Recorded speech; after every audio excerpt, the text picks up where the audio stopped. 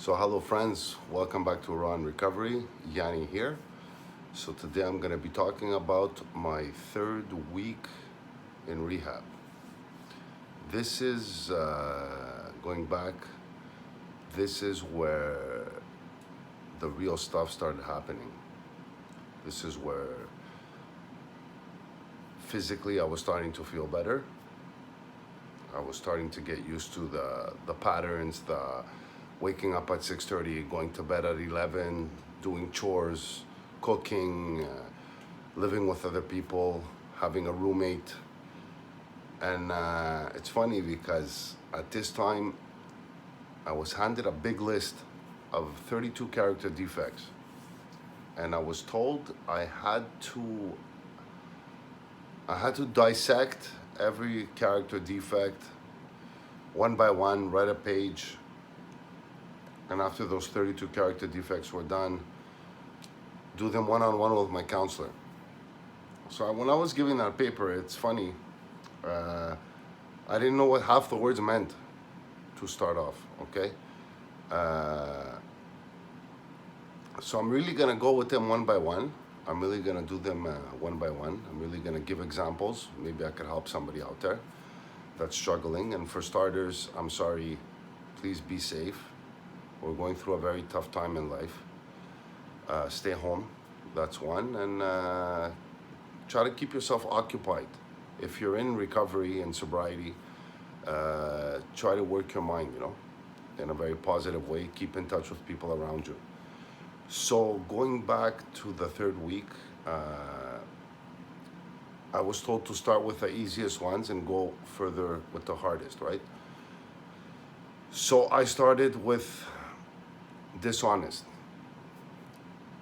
And meaning dishonest, I was dishonest in many ways. I was dishonest at work, I was dishonest with my family, I was dishonest with everything around me, I was dishonest with my income. You guys know what I'm talking about. At the end of the day, I was really dishonest with myself. Dishonesty is a big thing when you're in recovery because it pays to be honest. Because when you're honest, you're free. Just imagine having to live a lie, any kind of lie. Just imagine having to, and this is stuff that I've experienced, imagine like I had to lie to this person, then lie to that person, a different lie to another person, and all this stuff. Like I had to keep up with my lies. It was just getting tiring, which as today, I speak the truth. Whatever it is, it's my truth. I'm known to my friends, my fellows, not to have a filter, and I believe it's helped me stay sober, and I'm doing pretty good so far. And I believe that non-filter policy that I have, being vulnerable, being a man with heart at sleeve, has gotten me a long way. At the beginning, it was like spaceland to me. It wasn't real. Like, how can you not be dishonest? How can you not do the things that I was doing? Like, growing up in a circle, circle of people, circle of friends, circle of family, growing up with a certain amount of dishonesty, right? What are people gonna say? What are people gonna think? Not knowing what's really out there in life, not knowing to be free, not knowing to be myself, not knowing to be a person, not like going back to like not knowing to live. Dishonesty hit home for me. It was one of the big ones, one of the big ones. And today I choose to be truthful about anything. Anything. If I'm struggling, I'm honest. If I'm happy, I'm honest. If I'm not having a good day, I'm honest. I set proper boundaries with people.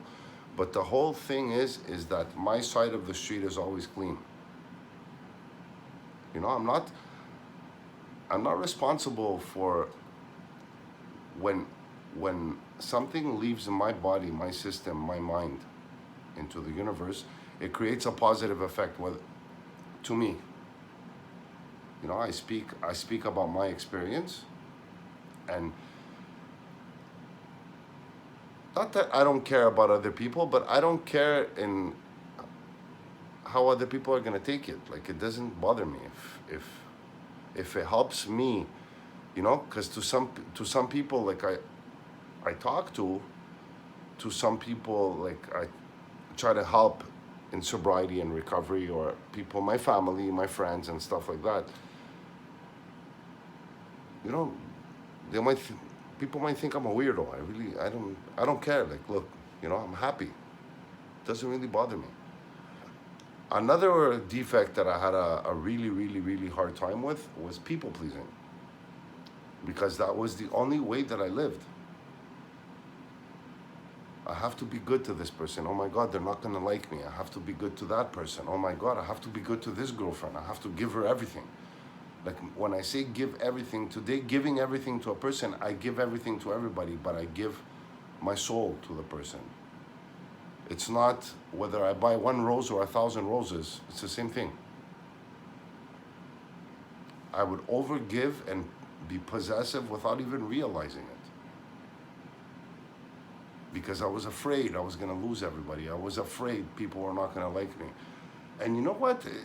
It comes with action. I believe in life and in sobriety and in life, that things come with action.